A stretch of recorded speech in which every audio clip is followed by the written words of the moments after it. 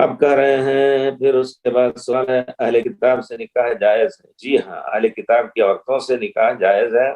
اور بہرحال اس کی خاص شروط بھی، لیکن اگر حاکم وقت حضرت عمر رضی اللہ تعالیٰ عنہ کے بارے مشہور ہے، آپ کے بہت ہی دور اندیشی سے اللہ نے آپ کو محدث اور ملہم بنایا تھا، ان کے دل میں خیر ڈالتا تھا، تو اپنے زمانے میں جو گورنر لوگ تھے ان کو غیر اہل کتاب کی عورتوں سے شادی کرنا منع کر دیا تھا، کیونکہ ایسی عورتیں گھر میں رہیں گی اور ایسے راز بھی کبھی حکومت کے راز ان کے ہاتھ میں آ سکتے ہیں جن سے نقصان پہنچے۔ دیکھیے کتنی بڑی حکمت اور کتنی بڑی دور اندیشی۔ تو وقتاً کسی خاص حالت میں یا کسی خاص شخص کے لیے حاکم وقت ان عورتوں سے نکاح کرنا منع کر سکتا ہے۔ جی السلام علیکم۔ جی وعلیکم السلام۔ شیخ، اہل کتاب کا مطلب صحیح طور پہ جو ہے نا، ہر یہ کرسچن جس کو بولتے ہیں وہ ہے شیخ، کیونکہ یہ لوگ تو اللہ کے ساتھ حضرت عیسیٰ علیہ السلام کو شریک بھی کرتے، تو ہم کیا ان کو جی اس میں کوئی شک نہیں، لیکن چونکہ ان کی اس زمانے میں مصلحت تھی کہ یہ لوگ اہل کتاب ہیں، لوگ ان کے پیچھے گمراہ ہو رہے ہیں، اور خود مدینے کے لوگوں کا تھا کہ ان کی تقلید کرتے تھے،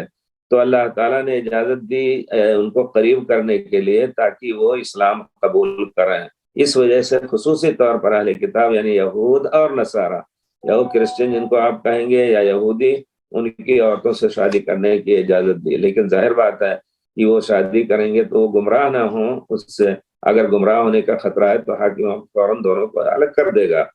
تو یہ ہے مقصد بہرحال کلام پاک میں، اس میں کوئی شک نہیں، واضح طور پر اللہ تعالیٰ نے اس کی علت کو بیان کیا ہے، لیکن اگر حاکم کسی مصلحت کے تحت منع کرنا چاہے تو منع کر سکتا ہے انشاءاللہ، جیسا کہ صحابہ کرام نے حضرت حضرت عمر رضی اللہ تعالیٰ عنہ کے اس تصرف پر سے اتفاق کیا۔ اہل کتاب سے نکاح جائز ہے، تو کیا شیعہ بھی اہل کتاب ہیں؟ ان سے نکاح جائز ہے؟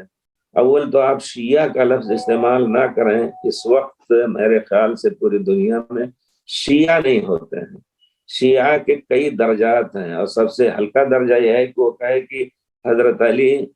یہ خلافت کے زیادہ مستحق تھے، لیکن صحابہ نے دوسروں کو، حضرت ابوبکر کو، عمر کو، عثمان کو خلیفہ بنایا، سب صحیح ہے، خلافت سب کی صحیح ہے۔ اس کو علماء نے بدعت کہا ہے، بدعت تشیع، لیکن اس کے باوجود اگر اس کی سچائی آپ محدثین میں سے اگر شمار کرنا چاہیں تو اس طرح سینکڑوں ملتے ہیں جو اس قسم کی بدعتوں سے ملوث مذکور ہیں، تو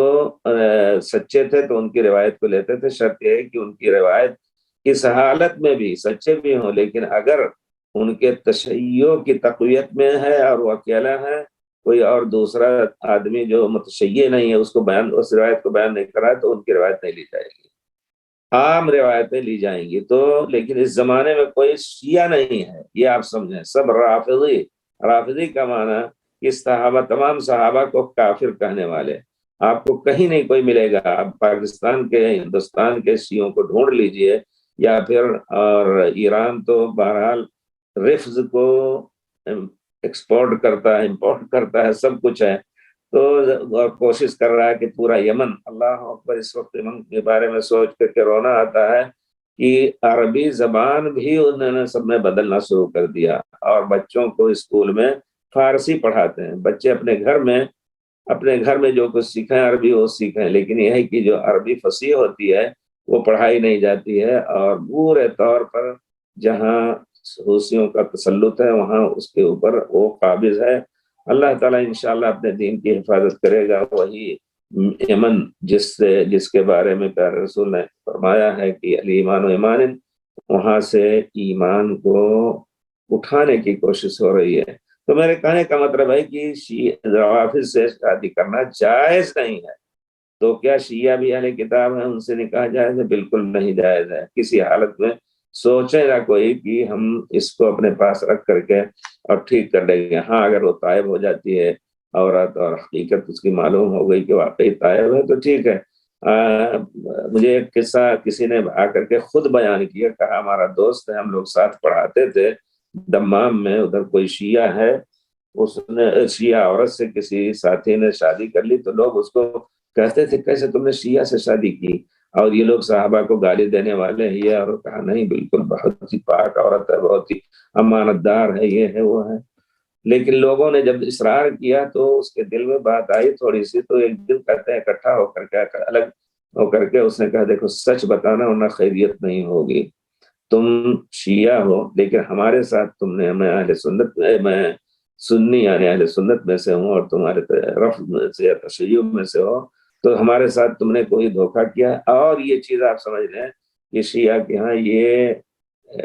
نیک کام ہے کہ کسی کو، کسی اہل سنت میں کسی کو قتل کر ڈالے یا ماں یا اس کو گمراہ کر دے۔ تو کہا کہ تم نے ہمارے ساتھ کوئی غداری تو نہیں کی ہے؟ تو کہتی ہے اشارہ کر کے بچے کی، دیکھو بچے کی عمر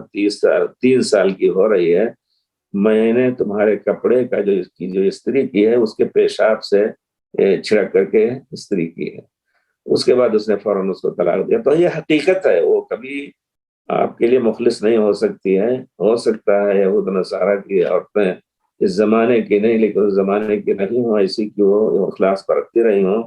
لیکن اس کے باوجود بہرحال تو اب خلاصہ ہمارا کہنا یہ ہے کہ رافضی یا شیعہ اگر واقعی شیعہ پرانے زمانے کے ہیں تو اس کو برداشت کیا جائے گا، لیکن جب اہل سنت کی لڑکیاں مل رہی ہیں تو آپ دوسروں کی لڑکیوں کو لینے کی